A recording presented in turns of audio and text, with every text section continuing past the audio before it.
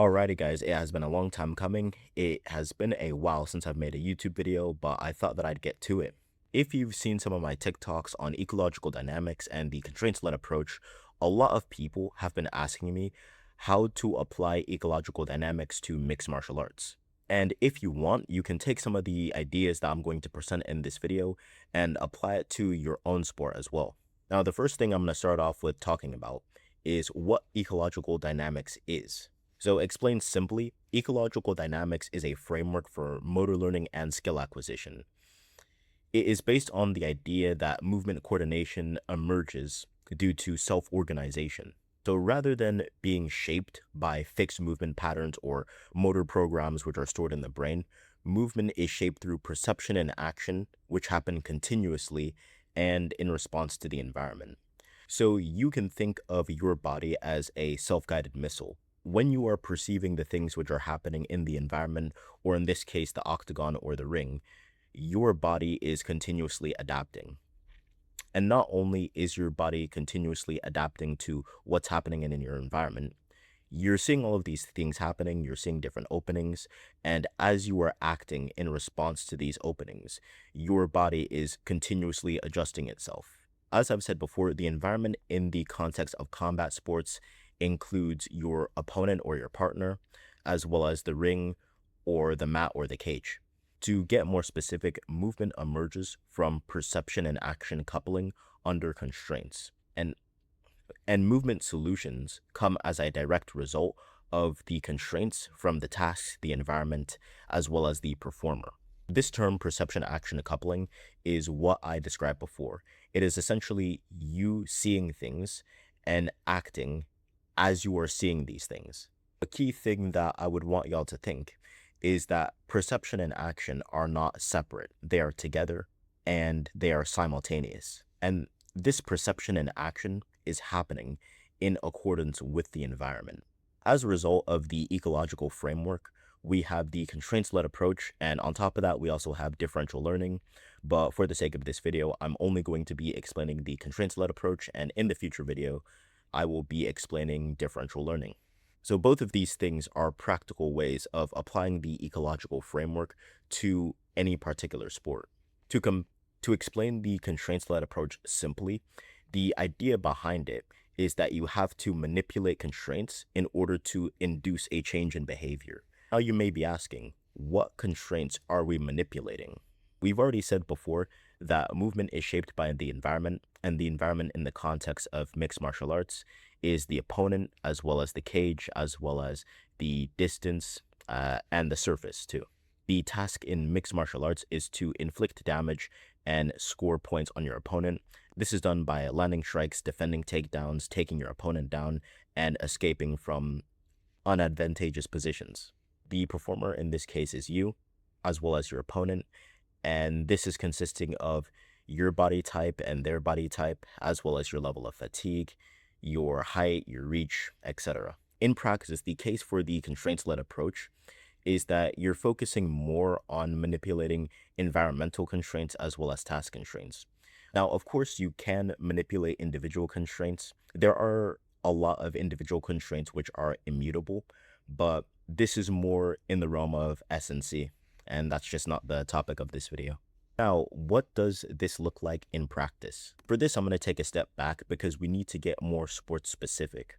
For the sake of this video, I'm going to be talking about this in the context of mixed martial arts. Let's just assume that we have a beginner that knows absolutely nothing. So your goal in this case should be to get them to develop fundamental skills. And by fundamental skills, I'm talking about things like balance and posture control, defensive responsibility, which is huge. I mean, this is the hurt sport. Distance management, feint and deception, timing, controlling the space, which is basically footwork, as well as offense and shot selection. So that's for the striking side of it. For the grappling side, you have establishing connection and controlling your opponent or your partner. And then we have things like escapes and reversals, getting out of disadvantageous positions. We have takedowns and takedown defense as well. You also need to have positional hierarchy awareness because you're wanting to have more advantageous positions, and these positions are usually on top, specifically for MMA. In Brazilian Jiu-Jitsu, it's a bit different. And then you have transitions, which are huge. You also have submission awareness or submission threat awareness, as well as managing your weight distribution. So a very, very huge thing for MMA is the bridge between striking and grappling. The best people in all of MMA live in these transitions. So yes, you do need to work on the transitions from striking to grappling as well. So this is a pretty long list of skills, and you're probably wondering how anybody would build any of this through the constraints-led approach. So I'm going to break this down for you.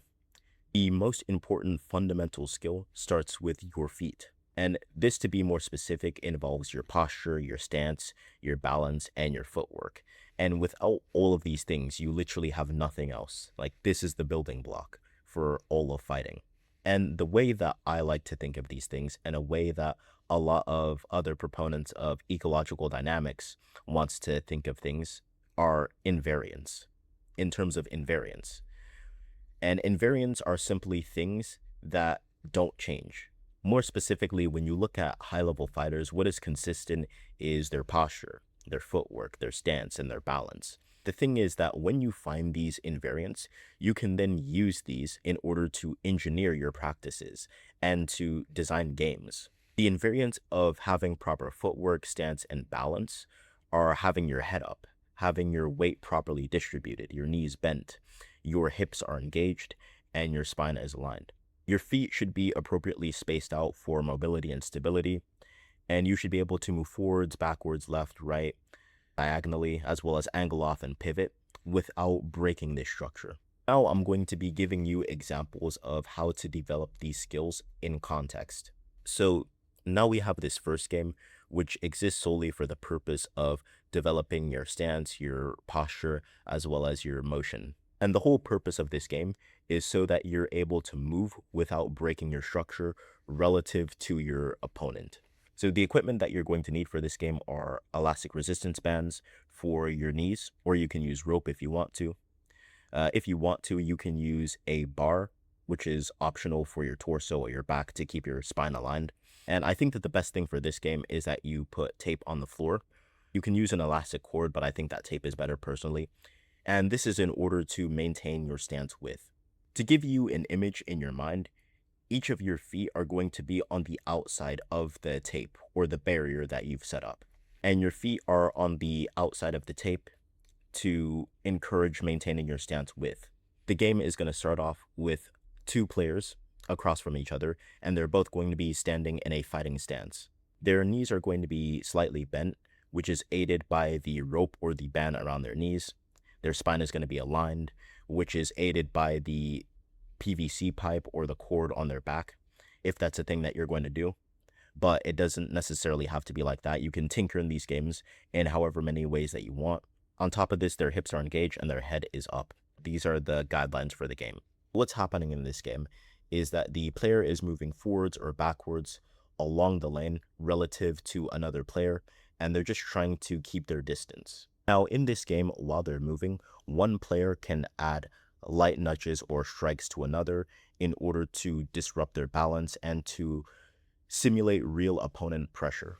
And the reason that this is done is to make sure that a strong base and strong posture is reinforced. So some ways that you can mess with this game or adjust the game is to add lateral movement to the game as well, in parallel with forward and backwards movement.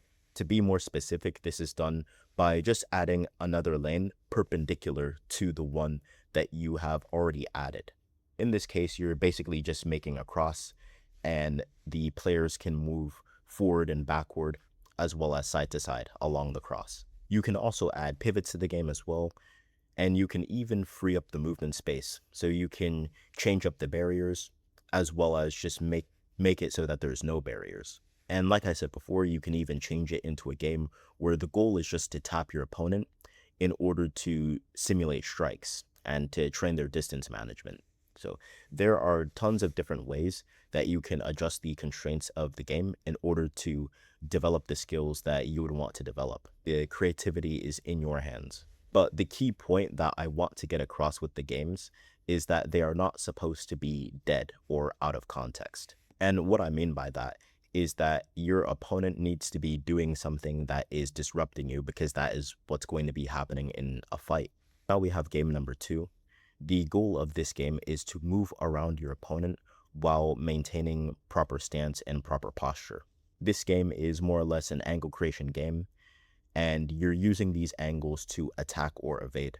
Once again, strikes are optional, but I do think that adding strikes will make these games better, because the reason why people move the way that they move are because of the strikes. So the setup here is that you have a lane, which is 5 to 10 meters forward and back. In this game, you have a band as well to keep your stance with, and you have a partner to act as your opponent. So the setup is very similar to the last game. The only difference here is that both partners are to stay within the lane, so their feet are supposed to be inside of the lane rather than outside. I've thought about adjusting this game slightly, so they're allowed to have one foot inside the lane if they want, in order to create angles. The way to play this game is that you start at one end of the lane facing your partner, and you're moving forward to approach your partner using small steps. Before the partner can move back, you're supposed to pivot left or right, depending on your partner's stance and how they're moving.